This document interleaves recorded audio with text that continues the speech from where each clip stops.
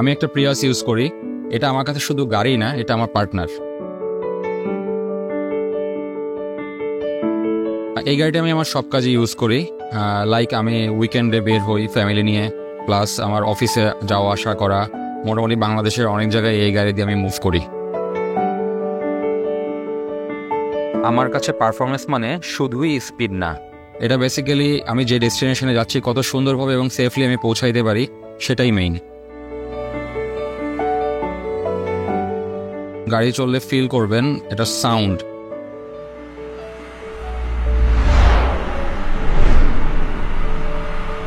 এই সাউন্ডটাই ক্রিয়েট হচ্ছে ইঞ্জিন থেকে, এবং ইঞ্জিনের পারফরমেন্স আসতেছে এটার ইঞ্জিন অয়েল থেকে।